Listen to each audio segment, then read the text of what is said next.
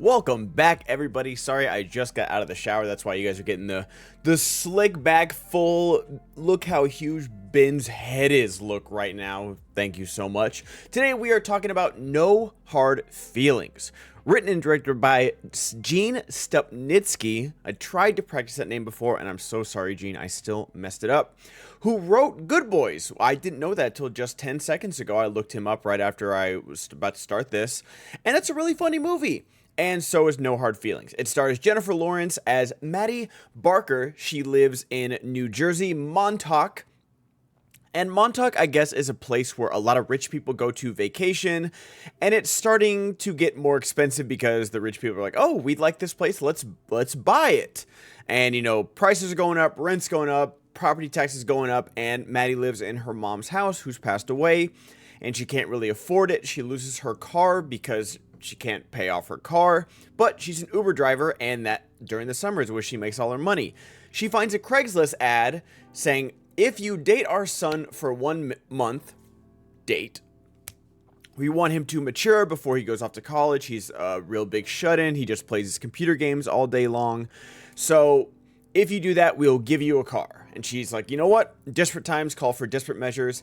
And so she starts going out with Percy Becker, who's played by Andrew Barth Feldman, in probably a scene-stealing, almost movie-stealing role. And hopefully, I never know with Hollywood nowadays, you know, what's going to be a star-making role. I could have sworn, you know, a few years ago, Jessica Roth in the Happy Death Day movies, I was going to see her everywhere, and I haven't. Even though she definitely should be, we have not, and that's super unfortunate. And so what we have here is Jennifer Lawrence trying basically to date this 19-year-old, and it's just not going great, and hilarity ensues. Now, it's such a rare thing to get just straight comedy movies in theaters nowadays. I feel like all of them are on streaming. You know, we got Only Me by Maybe. I'm trying to think of other Netflix comedies. Like, they're not really good when we do get them, and that's really unfortunate because, you know, growing up, I got very lucky with, you know, in the 90s we had Jim Carrey and Adam Sandler duking it out, and, you know, Chris Farley was in there too until his untimely death, of just like, who's the king of comedy. You know, Chris Rock was in there too. Dave Chappelle was just making his rise in the early 2000s. And then we got the whole Judd Apatow, you know, whether he was producing, writing, or directing, or just influencing. We got a lot of those type of movies. And then, you know, when the comic book movies hit, like, there was that kind of comedy. And just like, I'm trying to think of like good 2010s comedies, and I really can't. Like, it was really those early 2000s ones that maybe a lot of the humor doesn't hold up, you know, in 2023 eyes. But man, at the time, it was just the funniest thing on the planet. But we don't get that. We definitely don't get them nowadays. Like, I remember Long Shot with Seth Rogen and Charlize Theron coming out, and I was like, I remember going to see like an early screen, like an early screening, like almost like a test screening. And everyone was dying. It was such a good time. So funny. And I was like, oh, this movie, you know, was probably made for like, what, $50 million or something like that. It's definitely going to make like $100 million in the box office. It's going to kill it. This is so funny. This is so great. It was 2019, you know, it was before the pandemic. No one was even thinking about, like, a lot of people didn't even know what the word pandemic meant. It's a $40 million budget, and it made $53 million. Like, now, granted, that might be a plus, but, you know, with marketing, it probably lost money. And especially with Seth Rogen, who's like probably the biggest comedy star right now, or his name is like most associated with comedy, and Charlize Theron, who's one of the biggest actresses on the planet. Like, you think that just the name recognition in that would be amazing, but it just did not do well, and it was super unfortunate. And that was kind of maybe the last time I'd seen like a star-studded comedy go to theaters.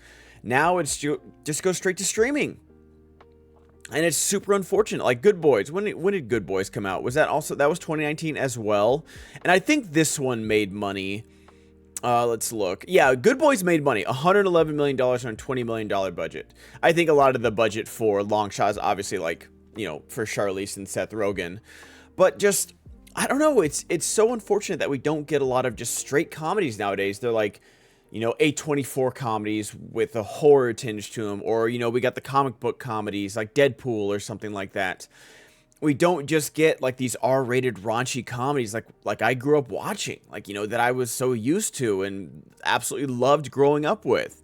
I can almost quote line like end to end Super Troopers, which like probably got terrible ratings, probably isn't a highly rated movie, but I found it hilarious.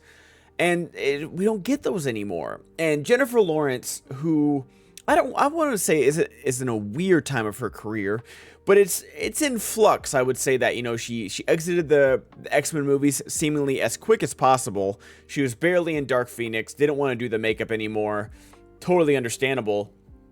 And then I know she was in that movie just recently, I can't think of what it's called, with Brian Tyree Henry, and he got nominated for an Oscar. I don't think she was nominated for anything, but I hear it was a great movie. But just, I don't know what's next for her, and I like this choice. I love this choice for her to just be like, you know what? I'm going to be hot, I'm going to be funny, I'm going to be raunchy, I'm not going to give a single F, and we're just going to have fun with it. And I love this. I think this is so great. She's got 5 upcoming projects: East of Eden, Mob Girl, Burial Rights, Sue, Die My Love. No idea what any of those are. East of Eden, is that the remake of the James Dean movie? Maybe. I don't know. But it's the only James Dean movie I've ever seen is East of Eden. I don't know, just I like what she's doing here, and I like that we're getting just an R-rated comedy. We don't get those anymore. We just don't. I talked about Always Be My Maybe, and that was mainly known for, the big Keanu Reeves cameo and that's the most quoted part of those movies. And now it's just like, we just don't get comedies. I feel like I'm repeating myself, but I'm just trying to think of like the last R-rated comedy we got, and I think it was that. I think it was like around 2019. And it's so weird how comedies just don't really exist anymore.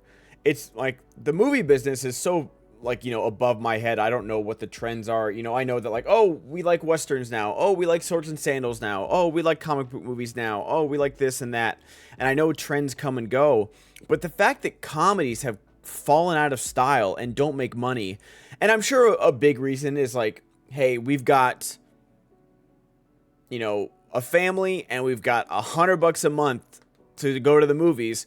We're going to wait and go see Spider-Verse. We're going to wait and go see, Indiana Jones or Mission Impossible. And it's the summertime. We've got all the big blockbusters coming out.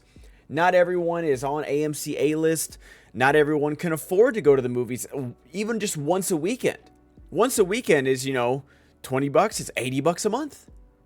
At least in LA. And that's if you don't get any popcorn or anything like that. You get a single thing of popcorn, your prices are doubling. And so I do, Causeway is what it's called. I do understand it, but it's still just so crazy to me that comedies aren't a thing. But anyways, I've ranted enough about comedies. Let's talk about this movie itself. The first act of this movie is absolute gold. When we meet Maddie, hilarious. When we get them together, Maddie and Percy, absolutely hilarious. Like I said, the kid who plays Percy, Andrew Barth Feldman, borderline steals this movie in the first like half. He is so good. He is matching her energy so well. He is so funny. His timing is so perfect. His shyness, his awkwardness, like seeing him kind of bloom throughout the movie is so great. Like I'm so excited for he reminded me of like there's a moment where like a loud noise goes off and he kind of like recoils, and it was like I was watching Danny Kaye in White Christmas. Like, that's who this kid reminds me of, and I'm so excited for his future. The second half of the movie, like a lot of comedies, even those Judd Apatow ones, they go on for a little too long. This movie's an hour and 45, which I'm very happy about. But just, it doesn't know how to land the plane too much. It kind of meanders in the third act. You kind of see what's coming. You know how the movie's going to end. And, like I said in Elemental, I'm not mad about predictability, especially when it comes to comedy. I'm not there for really the story. Story's a plus. I'm there to laugh. And I that might be sacrilege for a movie reviewer to say I'm not there for the story. But I'm there for the yuck yucks. How hard did you make me laugh? I didn't care too much about the story of Good Boys. It was just making me die laugh, and that's what I came to the movie to see. That's what I came to the movie to do, is laugh, and this movie did make me laugh for the first hour and 20 minutes. The last 25 minutes, I'm not saying it because it got sentimental that didn't make me laugh. I'm saying the sentiment didn't work for me. I did like the part where, like, you know, oh, like the gentrification of, you know, Montauk, and they're losing their homes and all the rich people are ruining everything. I do like that part. I like that angle because it's not something I'd seen before, and it's something that, you know, is more prevalent nowadays, and I like that they can put it into a comedy and like make a little statement about it.